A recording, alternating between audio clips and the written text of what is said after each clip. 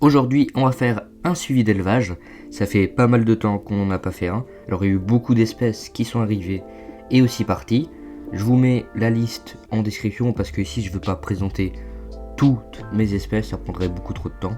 On va vraiment passer sur une dizaine d'entre elles. Alors je vais aussi tester ici dans cette vidéo un nouveau montage, on va dire, un peu plus tranquille, moins soutenu. Vous me direz ce que vous en pensez. Alors on commence avec les Camponotus nicobarensis, avec voilà, on voit leur ADC. Et franchement, elles sont une vingtaine, il y a beaucoup de cocons. Elles sont pas du tout en pré-diapose, hein, peut-être dans un mois. Je vais attendre que tout éclot et après elles partiront en diapose. Elles sont vraiment magnifiques.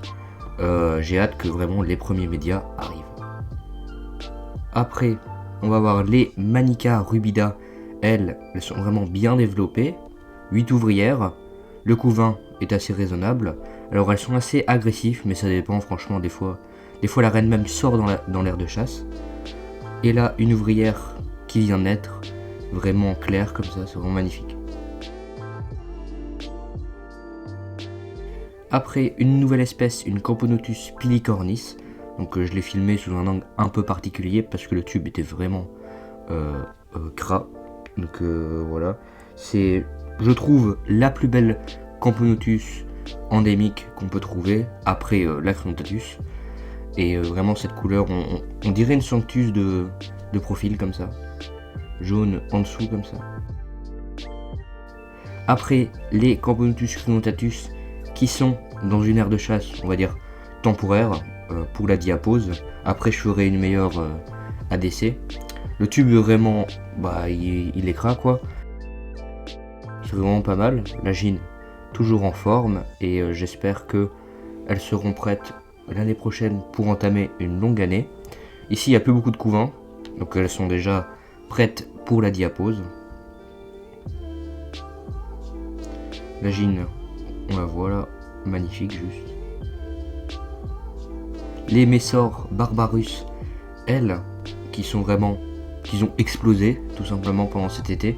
J'ai ouvert le deuxième étage. On voit vraiment que ça grouille. Il y a un peu de couvain encore, mais franchement pas beaucoup. L'ADC est vraiment rempli. L'abreuvoir qui va toujours aussi parfaitement. Et j'adore vraiment, comme ça elles sont dans l'ADC. Elles sont bien noires. Il n'y a pas beaucoup de coloration, à part sur un major. Et on voit qu'ils essayent de grimper l'aire de chasse. Et ben, je pense faire une autre aire de chasse l'année prochaine parce que ça se voit qu'elles ont envie un peu de s'étendre. Ici, les Camponotus albosparsus qui sont, bah franchement ils sont une dizaine donc elles ont bien évolué. Un peu gras le tube, donc ici je vais leur proposer un autre tube pendant la diapose au cas où elles ont envie de changer. La gine toujours aussi magnifique et les ouvrières avec leur motif sur le gastre. Franchement c'est top.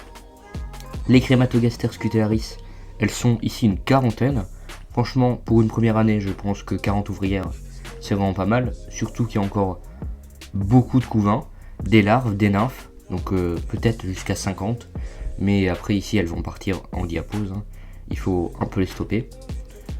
Et la gine qui est toujours aussi sublime. Voilà. Les Ondotomachus monticola.